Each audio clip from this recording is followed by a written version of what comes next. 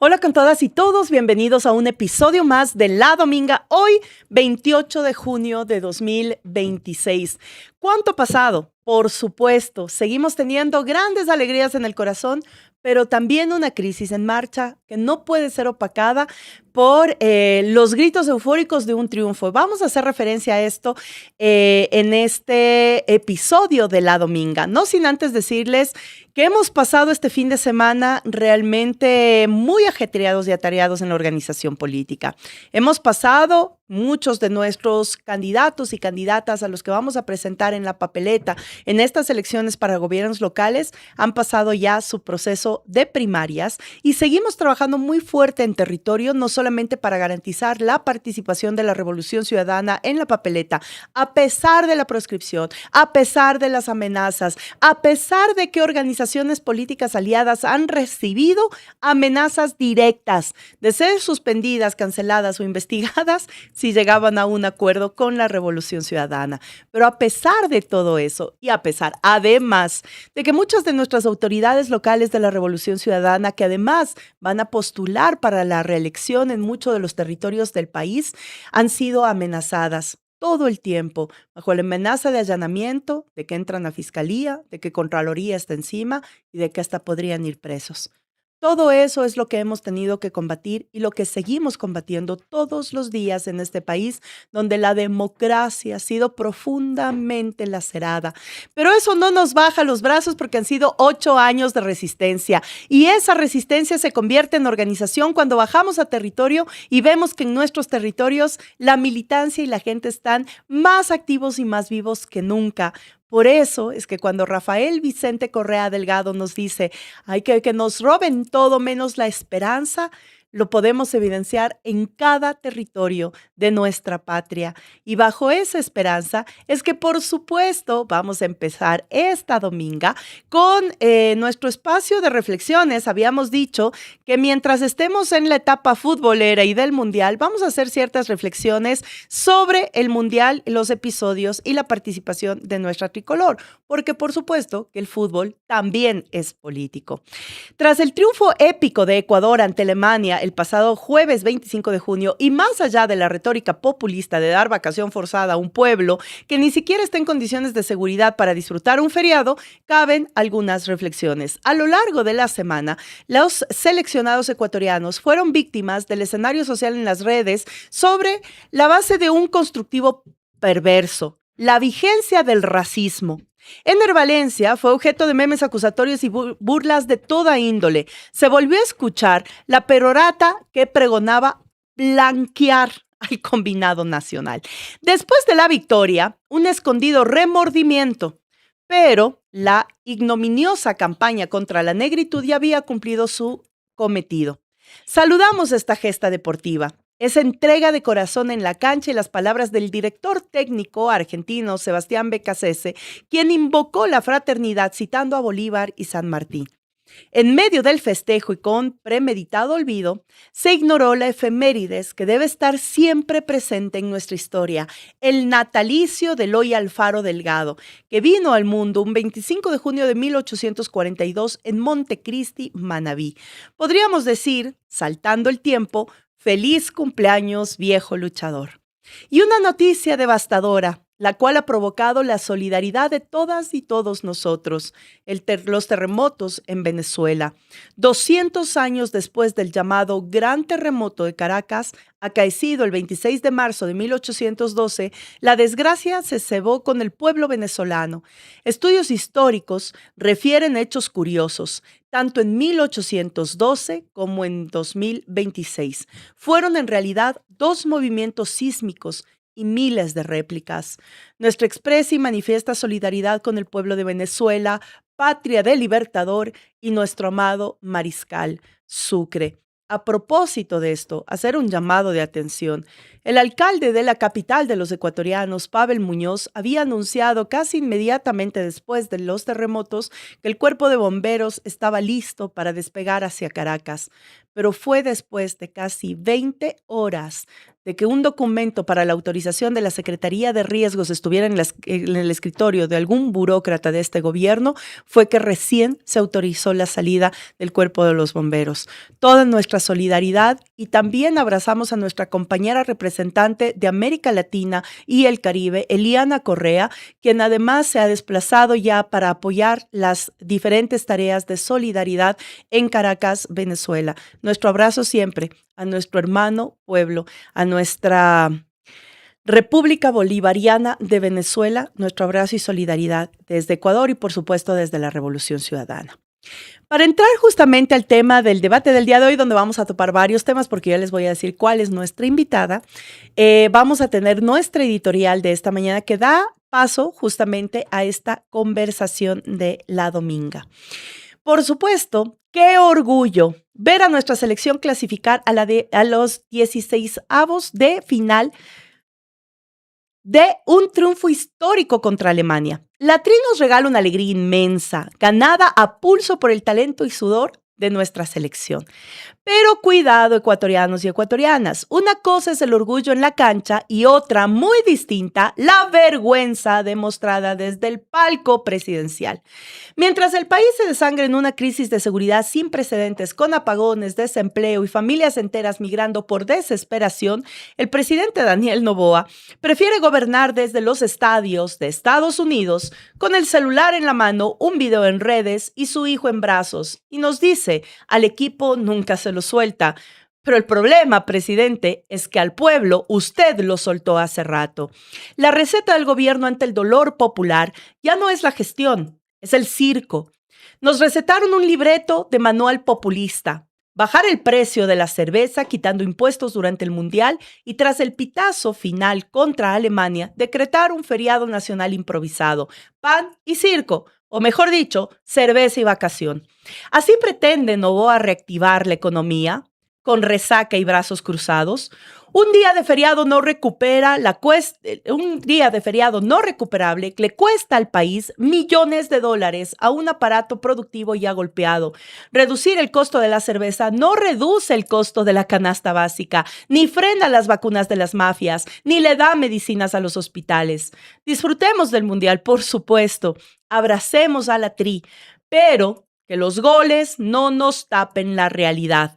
Los problemas del Ecuador no se solucionan borrando el ICE de una botella ni apagando un país un viernes. Al Ecuador no se lo gobierna desde Nueva Jersey, se lo ama y se lo defiende aquí, en las calles, en las plazas, en los pueblos y comunas. Se lo defiende con el salario, la salud, la educación. Se defiende defendiendo la vida misma de la gente.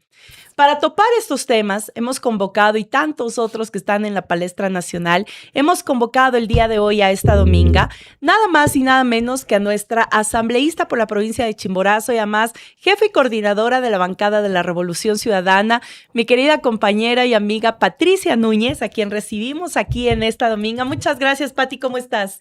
Muy bien, Gaby, gracias por la invitación, gracias por permitirme a través de este programa también dar un mensaje a la ciudadanía. Me encanta la dominga, siempre estamos pendientes y me encanta también verte acá en el Ecuador trabajando por este país entero. Muchas gracias por la invitación. Ay, no, gracias, mi Pati. Qué lindo verte además aquí. Yo quiero decirle que, bueno, con Pati nos conocemos tantos años de la militancia desde abajo. Yo recuerdo, Pati, principalmente en el 2010, finales del 2017, cuando ya era un hecho la ruptura con el gobierno de Lenín Moreno. Pues nos quedamos algunos, la verdad bastantes pocos en relación a los que habíamos estado los 10 años del gobierno. Uno hubiera creído que cuando un cuadro político de un territorio, de una provincia, pues se formó, se gestó, fue autoridad en el gobierno de la Revolución Ciudadana, lo mínimo era una mínima cuota de lealtad. Sin embargo, quiero decirles que en noviembre del 2017, que retorna al Ecuador Rafael Vicente justamente para nuestro proceso de reestructuración después de la ruptura con Moreno, y tuvimos una gran asamblea en Esmeraldas, Rafael visitó algunas provincias del país. Y yo me acuerdo que en ese momento, que era la secretaria ejecutiva de Alianza País y después me quedé al frente de la organización política, llamaba yo a todos los dirigentes y dirigentes de la Revolución Ciudadana en territorio y resulta que recibimos muchos portazos en la cara de gente que no le importó y que su respuesta era: lo siento, ya tenemos nuevo presidente. Esa fue la primera realidad que asumimos y que nos golpeó de manera muy fuerte y que nos hizo ver que la traición estaba en todas las esferas y en diferentes niveles de la militancia y de la sociedad. Y ante eso, uno de esos rostros que siempre estuvo, que levantó el teléfono, que apoyó, que caminó y que continuó construyendo en la provincia de Chimborazo fue Pati Núñez, y por eso te agradezco, Pati. ¿Cómo han sido estos años de resistencia desde Chimborazo? Porque a veces miramos mucho desde la capital, ¿no? Aquí hay como dos análisis, uno muy fuerte en Quito y en Guayaquil, pero hay cosas que pasan en los territorios. ¿Cómo ves tú el tema de Chimborazo? ¿Cómo golpeó el hecho de la traición? ¿Cómo han sido estos 8 años de militar en Chimborazo, que además per se es una provincia compleja de reestructuración para la Revolución Ciudadana? Bueno, primeramente quisiera, Gaby, solidarizarme con ese pueblo hermoso, ese pueblo de Venezuela. Estuvimos algún rato en Venezuela y sabemos cómo se desarrollan, cómo trabajan, cómo esa gente es tan luchadora y con un gobierno que a la final lo defendió, como fue el gobierno de Chávez, de Maduro, y bueno, pues ahora con la actual presidenta. Nuestro abrazo solidario a esas familias que seguramente están pasando por una situación muy, muy dolorosa. Y bueno, también contenta porque la Tri ganó, ganó. Y creo que eso es para nosotros también fundamental, Gaby, porque nos da un mensaje de que a pesar de que el Ecuador está en una situación tan difícil, tan compleja, que estamos luchando por sobrevivir, no perdemos la esperanza. Y la Tri nos dio esa esperanza, ¿no? Y esos jugadores que representan a nuestro pueblo afro, que se las jugaron y que metieron sus goles y que nos demostraron que sí se puede. Sí, totalmente. Bueno, contenta por eso, triste por lo otro, pero también decirte, Gaby, que estos años sí han sido muy difíciles, ¿no? Años en donde sentimos la traición y donde sentimos también que mucha gente que era parte del movimiento, como pasó en todo el país, ¿no? que eran parte del movimiento y que pensábamos que en ese momento iban a tomar la batuta y asumir esa responsabilidad. No lo hicieron, nos dejaron solos, ¿no? Y empezamos de a poco a seguir trabajando, a seguir manteniendo viva esa esperanza, esa lucha de fortalecer un equipo que sostenga este proyecto político tan hermoso y que ha sido un proceso que pues lo hemos ido dando, pero que también nos ha tocado cosas muy difíciles. Y creo que, bueno, a pesar de todo, este trabajo ha dado frutos. Y ahora pues sentimos que este equipo se ha ido consolidando poco a poco. Lo tenemos, estamos trabajando con estructuras en los diferentes cantones y creemos que pues hay que seguir y más aún todavía cuando estamos en un proceso de crisis, de lucha contra un gobierno que no nos da abasto, que lamentablemente sigue golpeándonos a las provincias más pequeñas.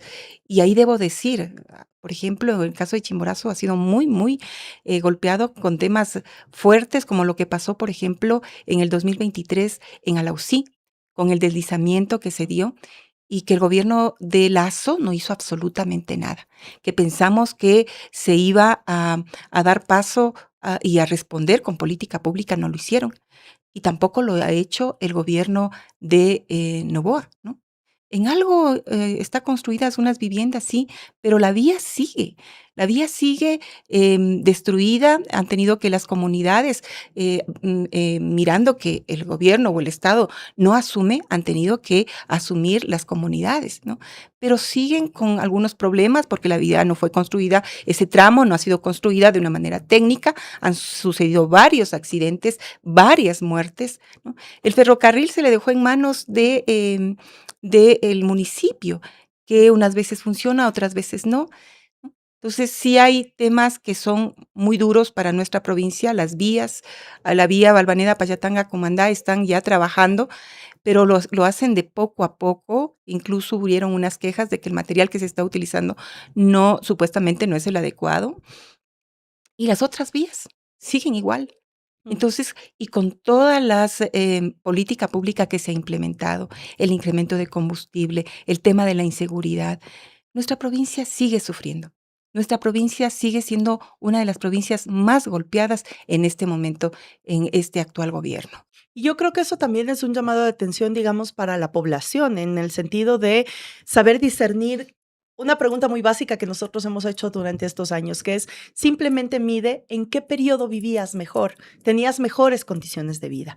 Y en ese sentido también decir que en Chimborazo nos hemos preparado para participar en estas elecciones también, Patti. Así que bueno, aunque todavía no podemos hacer anuncios muy claros, o sea, muy, sí, no podemos decir los nombres de los partidos y todo, decirles que también vamos en alianza, ¿verdad? Sí, también estamos en alianza, estamos con 2 movimientos que seguramente haremos alianza, muy a la expectativa porque van a participar compañeros nuestros. Estas alianzas nos permitirán también fortalecer estas elecciones que vienen, y creo que es una forma de decirle al pueblo ecuatoriano que no hemos bajado los brazos, que estamos con ganas de seguir adelante y que le vamos a hacer frente a un gobierno inepto, un gobierno que no se preocupa por su país, pero que seguimos luchando y lo haremos y lo demostraremos en las urnas. Le diremos a este gobierno que el país no está de acuerdo con su política pública, que el país está levantado, que el país puede salir adelante. No, y es justamente por eso y por esas energías que uno dice, bueno, vale la pena.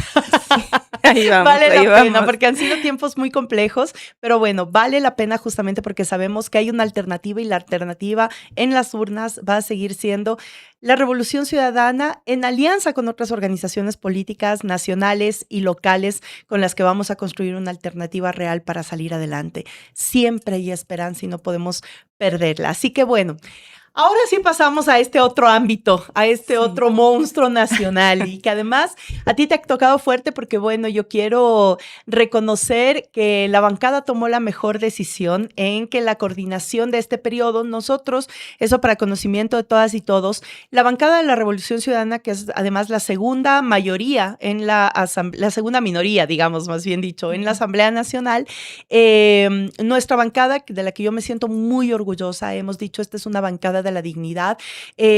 Tiene cambios de coordinación de la bancada cada 6 meses y ahora en este periodo, en el que además coincide prácticamente con la reestructuración del movimiento, asume la coordinación de la bancada Pati Núñez.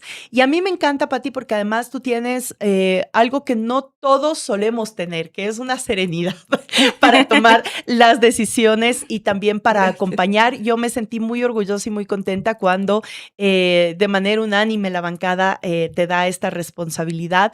Digo, no es fácil porque al interno todo el mundo piensa que somos como una cosa homogénea, ¿no? Y la verdad es que al interna también venimos de diferentes procesos, somos muy orgánicos, somos disciplinados, pero obviamente también hay criterios y hay un debate muy fuerte al interna de la bancada. Y que tú estés ahí a mí me alegra mucho porque garantiza que sean las cosas más ecuánimes y que se permita también tomar directrices más férreas. A mí me han criticado mucho cuando yo he dicho, pues la bancada es una bancada de oposición y por lo tanto todas las propuestas que vengan de Daniel Noboa que afectan a la gente van a tener el no de la bancada, porque obviamente no podemos ser cómplices del tema del retroceso laboral, de los temas de subida de impuestos, los temas de afectación a los gobiernos locales, los temas de pantallazo de la seguridad que no hacen más que ser medidas de anuncio populista. Ante todo eso, por supuesto que la bancada va a decir que no. Y por supuesto que la bancada ha llevado propuestas muy interesantes hacia la asamblea que no han sido tomadas en cuenta porque no les interesa el bienestar de la gente. Y en ese sentido la bancada ha tenido un rol fiscalizador importantísimo. ¿Cómo encontraste la bancada y sobre todo qué es lo que plantea la bancada para el país, Pati, en el sentido ya de ver de una manera global? Bueno, decirte que la bancada, lo importante de la bancada es que nos une un objetivo y nos une un proyecto político y eso hace que la bancada se una, se sienta muy de manera férrea, unida, ¿no? Porque te cuento que si no tuviéramos claridad en el tema político, pues lamentablemente estaríamos por otro lado. Y eso es lo que ha pasado. Tú sabes que entramos 67 asambleístas, pero de los cuales 6 prácticamente nos traicionaron. Pero claro, porque no tenían claridad en el objetivo, porque simplemente utilizaron el movimiento para llegar a ocupar un curul. Y en este transcurso de este año nos hemos dado cuenta de cómo se ha dado. Pero la gente que se quedó, esa gente tiene claridad política. Y bueno, lo importante de esta bancada es que trabajamos como equipo, como familia, como hermanos, porque siempre estamos capacitándonos, preparando, conociendo lo que sucede en cada uno de nuestros compañeros, ¿no? Y pues dando el apoyo necesario. Eso te permite que también tú sientas que no estás solo, porque en estos momentos en donde sientes un ataque directo, en donde no puedes salir a decir lo que piensas, en donde no puedes ir a denunciar, lamentablemente, pues sientes una soledad porque muchas veces te sientes solo. Pero eso no pasa en la bancada, porque cuando tenemos algún problema, estamos reunidos, estamos conversando y estamos trabajando en conjunto. Yo creo que eso es fundamental en un equipo. Y decirte que sí, en realidad hay temas fundamentales que hemos ido asumiendo y que nuestros compañeros han entendido que el principal trabajo que tiene aquí la bancada es justamente ser ese contrapeso ante el gobierno, porque no podemos bajar la cabeza y decirle todo sí al gobierno cuando sabemos exactamente que el gobierno gobierna solamente para su grupo o para su familia, pero no gobierna para los ciudadanos ecuatorianos. Entonces, hemos hecho pedidos de información y hemos hecho procesos de fiscalización que son fundamentales. Y ahí tenemos, por ejemplo, el caso Progen, el caso de los niños de las Malvinas, el caso ¿Cuáles son los casos más fuertes que la bancada ha estado enfrentando durante este tiempo? Que además han tratado de ser minimizados por la gran prensa, ¿no? Sí. ¿Cuál es lo más fuerte que estamos enfrentando ahora? Bueno, ahorita nosotros presentamos, recuerda tú, hace poco el juicio político por el caso Progen. Hoy, bueno, no lo aprobaron en la comisión o más bien dicho, quedó en un limbo en la comisión y debía inmediatamente ser trasladado al Pleno para que el Pleno lo tratase y lo discuta. Pero hasta ahora no han hecho ¿Y qué estamos absolutamente nada. pidiendo en el tema de Progen? En el caso de Progen, recuerda tú que hubo en el 2024, se dieron los apagones. Mucha gente se quedó sin la posibilidad de realizar sus ventas, sus negocios se fueron abajo. Tú salías a las calles y lamentablemente era un caos porque no había luz y el tema de los semáforos, el tema de la microempresa, todo eso se vino abajo, ¿no? Y claro, en ese proceso, fue en abril del 2024, se declara la emergencia al sistema eléctrico, ¿no? Al sector eléctrico. Y luego de que se declara la emergencia, el presidente declara un estado de excepción para que, declarando, claro, que estábamos en una situación de caos, digamos, ¿no? Porque al final era un problema interno bastante complicado. Y con eso se empiezan a hacer contratos. Y uno de esos contratos es el contrato a esta empresa Progen. Un contrato que estaba con un monto de 149.1 millones de dólares, ¿no? Se contrata a una empresa, pero, y esto se lo hace a mediados de agosto del 2024, y en el momento que se hace este contrato, como estábamos en estado de emergencia, no se hace ningún estudio de mercado, no se controla la idoneidad de la empresa, que eso era fundamental. Y entonces se le hace un anticipo a esta empresa que luego, bueno, empiezan a darse desembolsos que llegan hasta 100 millones de dólares. Esto, claro, fue iniciado por el exministro Roberto Luque, pero luego lo asume la ministra Inés Manzano. Y ella detecta de que hay una irregularidad porque en diciembre del 2024, en una entrevista, ella ya lo dice. Dice, yo no sé dónde están esos equipos, ni sé cuál es la condición de los equipos, pero aún así, en marzo del 2025, ya se había dado un anticipo y sigue pagando. Paga 14 millones de dólares más. O sea, aceptando que no sabía dónde estaban los equipos, siguió pagando. Siguió pagando. No suspendió, no hizo la investigación correspondiente, no indagó cuál era esta empresa y suspendió los pagos o hizo alguna acción. Por esa razón se plantea el juicio político, porque una ministra que está al frente de una cartera de Estado, si ve irregularidades, inmediatamente tiene que proteger los fondos de los ecuatorianos, porque es a través de los impuestos que son fondos de los ecuatorianos y está entregando ese dinero que tanto nos cuesta a nosotros a través de los impuestos. Ese es el caso Progen y lo grave de todo esto es que tú te das cuenta ya a medida que la Contraloría va haciendo la investigación, te das cuenta de que todas estos motores de estos generadores eran motores que fueron ya construidos en el 2005, es decir, ya no eran sumamente viejos, no funcionaban. La línea de construcción se terminó en el 2009, es decir, eran motores inservibles, chatarra tecnológica que no nos servía para nada y no nos ha dado ni un digamos, ni un destello de luz esta compra que se ha hecho. Entonces, claro, hay aquí una corrupción terrible, porque claro, esta corrupción se da con el apoyo supuestamente de estos ministros. Se hizo una denuncia a la Fiscalía, pero la Fiscalía no ha hecho absolutamente nada. Y lamentablemente nosotros hicimos también un pedido de que se haga una investigación con respecto a este caso. Asumió la señora se me va el nombre ahorita, de la Comisión de Transparencia, la señora Diana Jácome, pero solamente asumieron la fiscalización para dejarla así, ¿no? Sin que pase nada, porque no permitieron que se analicen los contratos, porque no se permitió que Manzano y el Contralor vengan a realizar. Manzano hasta ahora no ha acudido a la asamblea. Manzano no ha acudido hasta ahora. Imagínate lo que es eso. Oye, Pati, y sobre este caso es que tenemos un juicio en Estados Unidos, ¿verdad?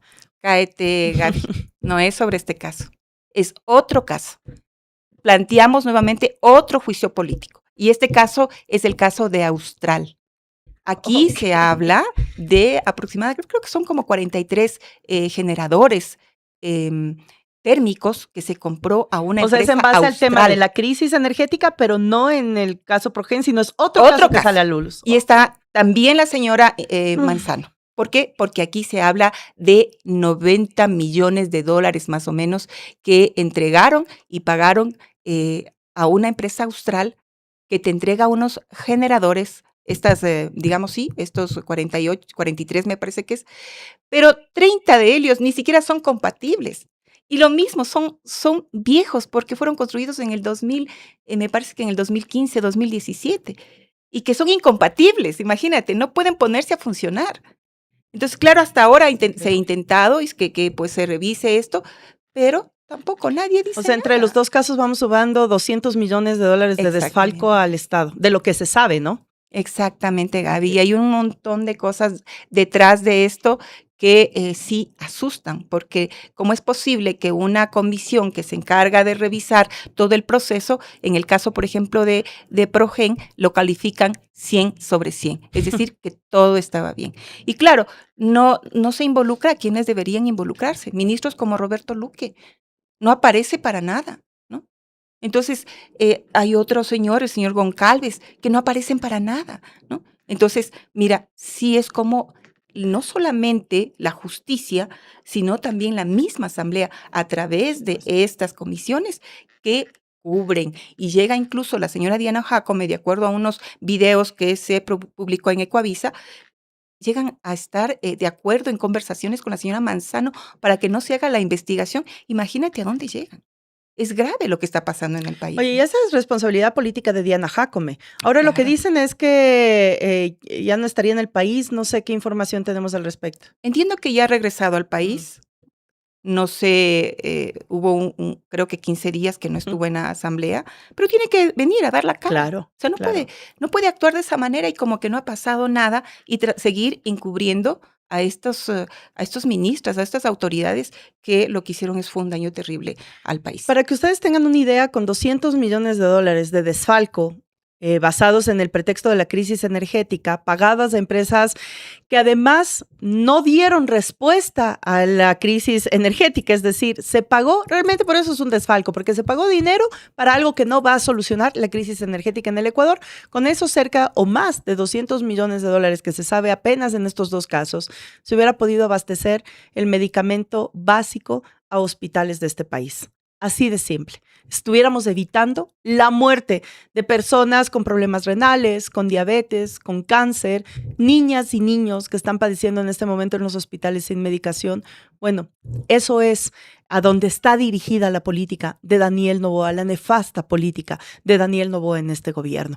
En eso, Pati, ustedes hicieron una campaña, digo, ustedes la bancada, nosotros como Revolución Ciudadana, finales del año anterior, una campaña que se llamó SOS Salud, que fue importantísima para justamente evidenciar y visibilizar los graves y grandes problemas de salud que se tiene a nivel de los hospitales, de hospitales y centros de salud y todo a nivel de todo el país.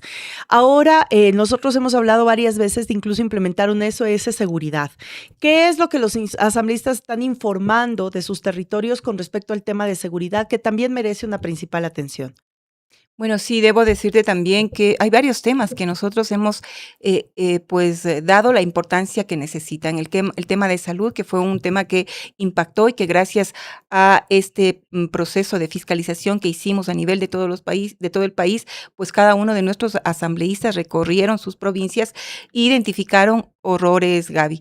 Horrores porque, claro, como tú dices, realmente habían hospitales que estaban ya habían cumplido su vida útil, habían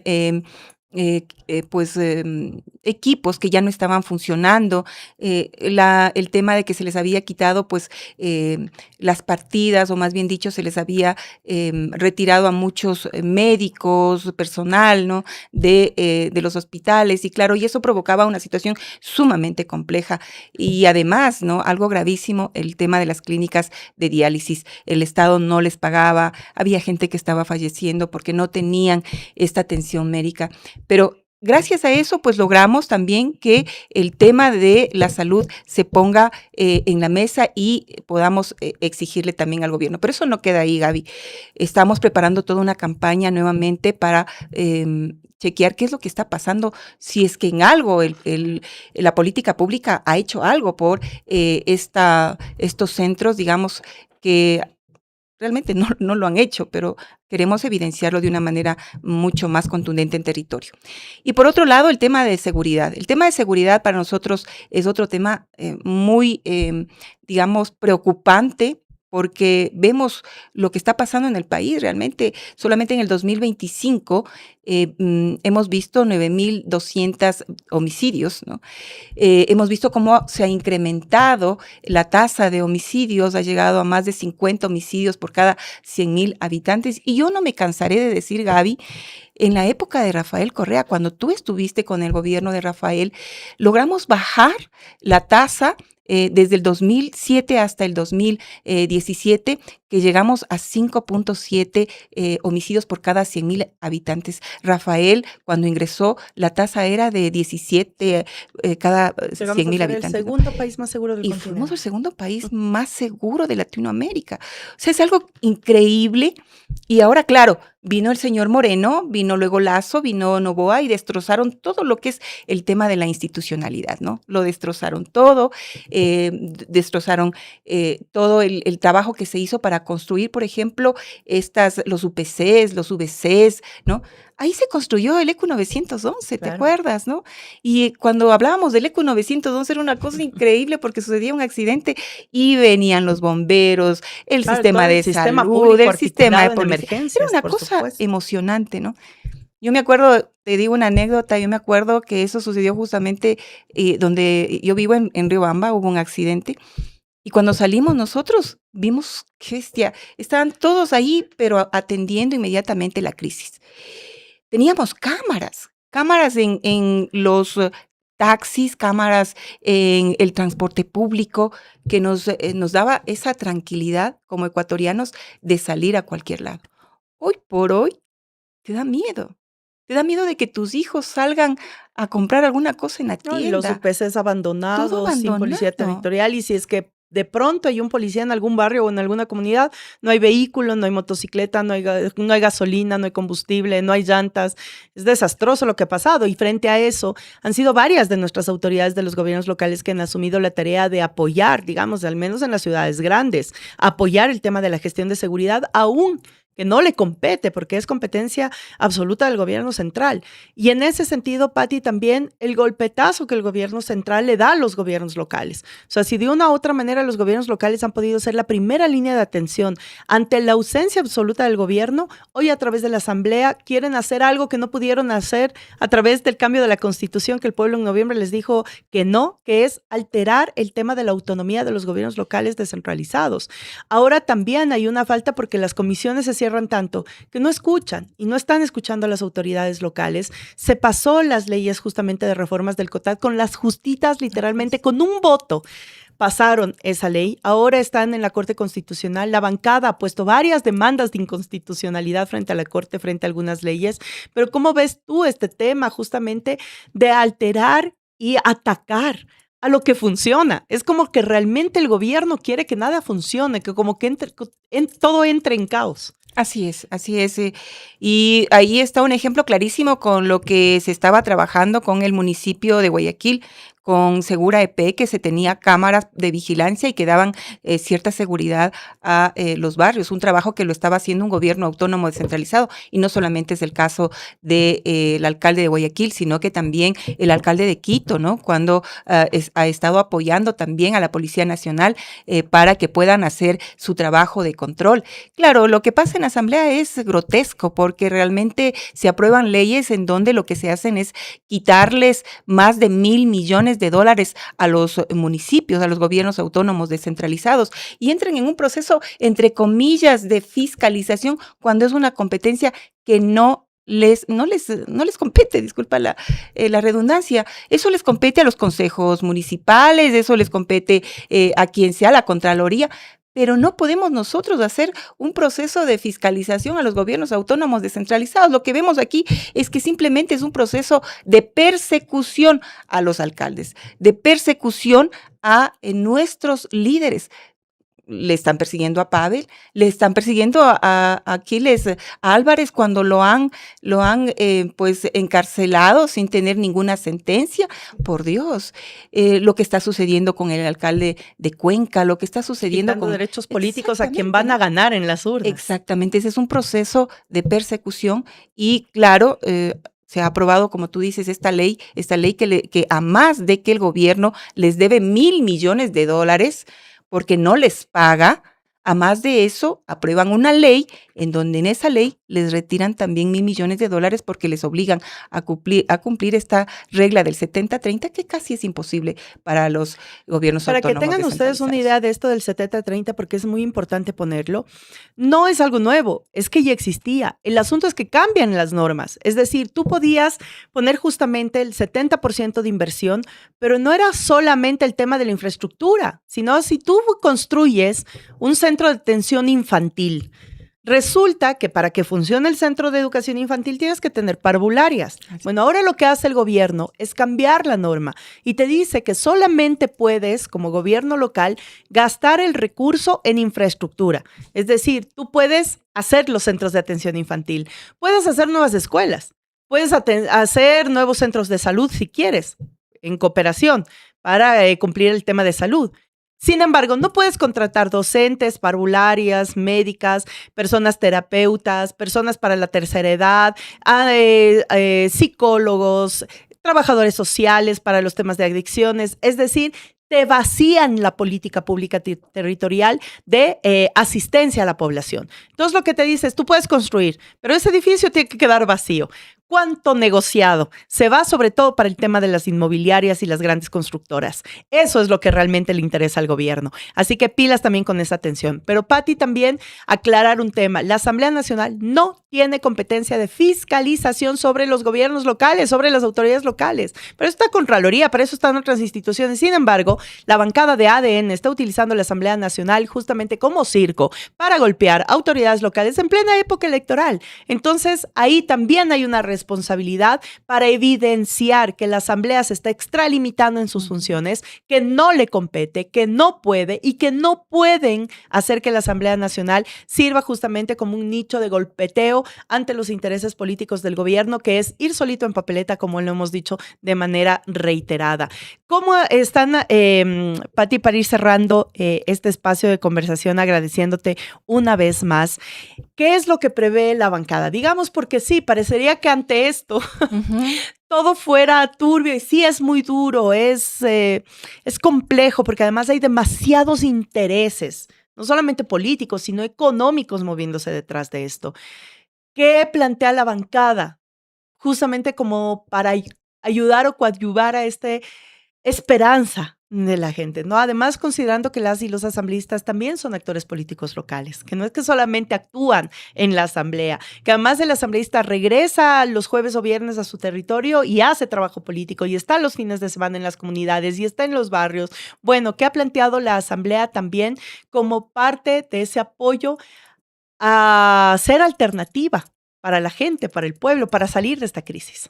Bueno, decirte, Gaby, que nosotros cuando nos dieron esta responsabilidad de ser asambleístas, nos dieron también la responsabilidad de ser la voz del pueblo al que tú perteneces. Y yo puedo decirlo con mucho cariño, cada uno de nuestros asambleístas es la voz de su provincia.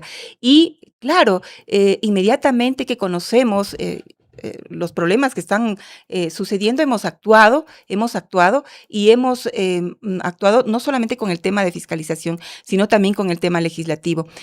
Por eso hemos asumido temas como, por ejemplo, el juicio político de Progen, el de Austral. Hemos hecho investigaciones y fiscalización, por ejemplo, con el tema de los 4 niños de las Malvinas, el tema de los hospitales, el tema de la seguridad. Entonces, somos la voz de ese pueblo que estamos en la Asamblea peleando, exigiendo que se haga la fiscalización correspondiente y presentando también leyes que muchas veces llegan hacia la Asamblea, pero que no nos dan paso. Y es grave porque nosotros hemos presentado varias leyes, pero apenas, mira, creo que hemos presentado como 91 proyectos de ley, de los cuales apenas uno ha logrado aprobarse. Hemos presentado cambios de orden del día. En la Asamblea se han presentado 111 cambios de orden del día, de los cuales 74 han sido aprobados, pero estos 74 que han sido aprobados, apenas 6 son nuestros, todos son de ADN, entendiendo que ADN lo único que pone aquí como cambio de orden del día son temas tan irrisorios, temas que no tienen sentido y que claro, simplemente por no permitir que se fiscalice, porque que no se discuta en la Asamblea, que no se discuta en el Pleno temas que son fundamentales, casos que son muy importantes para el país. Nosotros no nos quedamos, Gaby. Estamos peleando, estamos alzando la voz y le estamos diciendo al pueblo ecuatoriano que no se sienta solo, porque estamos trabajando, pero también necesitamos ese apoyo desde las bases, desde el sector, desde el ciudadano, que ya es hora, es momento de que también empiece a tomar ya su posición donde le corresponde. Porque claro, lo importante es que el ciudadano esté empapado, que lo importante es que el ciudadano sepa lo que está sucediendo y que también empiece a levantarse, empiece a exigir, empiece a decir qué es lo que no le conviene. Y claro, también lo diría yo, tenemos también ya cerca unos comicios en donde deberá pronunciarse, pero sí tenemos que trabajar en unidad, sí tiene que sentir el ciudadano que estamos junto a él en sus luchas y levantando la voz, Gaby. No, más bien yo quisiera agradecerte, Gaby, y yo solamente quería decirte algo, Gaby. Yo me acuerdo cuando estuvimos en México y yo te hice, ¿cómo se llama ahí? Una pequeña entrevista con el podcast de El Café con Cholas. Y me acuerdo lo lindo que fue que ahora te llevé cholas. Yo alucinaba con las cholas y el cafecito. No, fue una cosa muy linda, la compartimos y ahora, bueno, estoy yo en tu programa, La Dominga, ¿no? Tan pronto, pero sí. Así es, Gaby. No, muchas gracias. Sí, no, muchas gracias a ti también. Gracias por el esfuerzo y el trabajo que estás haciendo, que es un trabajo, yo a veces me asusto con lo que estoy haciendo en la Asamblea porque estoy tan copada, pero te miro a ti y te miro al frente de un país y debe ser una cosa loca, una cosa así muy, muy grande y te admiro también por ese trabajo. Creo que estamos haciendo un trabajo por el país y siempre con una dirección que es fundamental y que es la dirección de nuestro querido compañero, el Mashi Rafael Correa. Y esperemos que algún rato también lo tengamos de vuelta. Ya, vamos a ver cuándo le tenemos en La Dominga. Sería buenazo. No, muchísimas gracias a Pati. Y justamente es importante todo lo que estamos viendo y esto que mencionaba Pati al final de este espacio y este conversatorio. Este es un espacio para dar herramientas, insumos y reflexiones para siempre trabajar la pedagogía popular. Cuando nosotros decimos que el pueblo tiene lo que quiere, estamos cometiendo un error, porque del otro lado, la organización política, tú, yo, todas y todos los que hacemos la militancia y el activismo político, debemos tener la tarea de llevar esta información a cada centímetro del territorio ecuatoriano para generar pedagogía popular, para que el pueblo tome mejores decisiones y para que el pueblo siempre llegue a las urnas en esta democracia golpeada, manoseada, manipulada, todavía como una muestra de resistencia desde los sectores más populares de nuestro territorio. Yo quiero decirles que por eso existe La Dominga, el podcast de la Revolución Ciudadana, y por eso también existen todos los espacios de diálogo social, político, ideológico que se puede hacer en cada territorio. Hoy vamos a un proceso complejo, un proceso que seguramente tendrá muchos compañeros y compañeras que han estado militando con nosotros durante todos estos años y que son representación de nuestro pensamiento ideológico. Y también habrán otras personas participando en nuestras listas que sean parte de estas alianzas que se están construyendo. Aquí pedir comprensión y madurez política para saber que estamos bajo ataque, para saber que el país es el que está en juego, para saber que el país está pasando por una dictadura en donde las normas de la democracia, en donde las normas electorales son cambiadas cada minuto. de acuerdo al mandato de Daniel Noboa, este junior jugando a ser presidente sentado en Carondelet. Eso es lo que debemos tener por sobre todas las cosas presentes, compañeras y compañeros. Todas y todos estamos llamados a ser extraordinarios militantes, pero ojo, no todos los militantes pueden ser buenos candidatos y candidatas. Cada uno de nosotros asume un rol. Yo lo he dicho con absoluta claridad. Yo no regresé ni pretendo ser candidata a nada. Mi trabajo es la organización del partido, de esta organización que nos convoca y nos llama. Ahora bajo la lista 5, que es la que ha cobijado la Revolución Ciudadana en estos últimos años. Mañana ya veremos qué pasa, porque es un país en el que no podemos prever y en el que tenemos que estar bajo ataque, bajo alerta y buscando alternativas permanentes. Por lo tanto, están llamados y estamos llamados a que mientras las compañeras y compañeros nos representen en una lista electoral, todas y todos nosotros sigamos haciendo el trabajo de organización en territorio, formándonos políticamente para no caer en duda, para saber cuál es la línea, para saber cuál es el camino y sobre todo para saber que el objetivo fundamental es la recuperación de la patria. Y en estas elecciones locales lo vamos a empezar a hacer desde cada territorio, cada junta parroquial, cada cantón, cada alcaldía, cada prefectura. Es un llamado a la unidad, a la madurez y a la coherencia histórica. Aquí no nos estamos jugando un curul o un escaño. No estamos jugando quién me cae mejor o con quién me llevo mejor o quién es más militante que otro. Nos estamos jugando la patria y la vida misma de nuestras propias familias y el futuro de nuestros hijos, hijas y futuras generaciones. Eso es el llamado que hacemos desde la dirigencia. Y créannos que las decisiones que se han tenido que tomar, respetando las sugerencias en su mayoría de que nos han dado nuestra militancia y nuestras directivas de todo el territorio ecuatoriano, también hay decisiones políticas que debemos hacernos cargo. Y en ese sentido, esperamos que este proceso no nos deje más que un mensaje férreo de unidad. Y para vencer, necesitamos mayor madurez. Así que yo les envío un abrazo grande a todas y todos, un agradecimiento a nuestra dirigencia, porque sé que en estos días, yo como les digo, parezco la novia tóxica de los chats.